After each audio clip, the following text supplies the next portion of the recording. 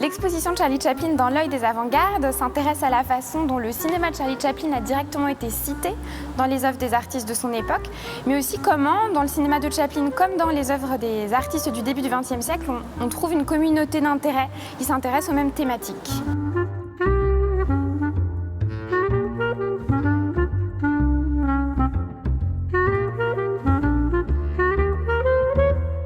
Lorsque Chaplin invente le personnage de Charlot en 1914, on est à un moment de transition de l'histoire du cinéma. Le cinéma, c'est avant tout une innovation technique, cette capacité à faire bouger une image, c'est quelque chose d'assez fantastique, mais on est en train de se rendre compte que cette capacité technique, elle dépasse là, qu'elle peut devenir un moyen d'expression. Et il y a un critique qui s'appelle Ricciotto Canudo qui invente à ce moment-là l'expression de 7e art.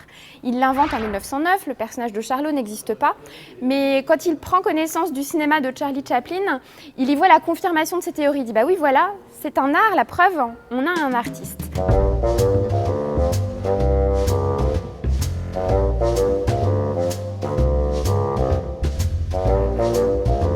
La première section s'appelle l'homme-machine, et l'homme-machine c'est Charlot lui-même avec ses mouvements saccadés. La deuxième thématique s'intéresse à la poétique du monde, la façon dont Charlot réinvente sans cesse l'usage des objets. Le cirque également est un sujet important dans l'exposition puisque c'est une enclave merveilleuse.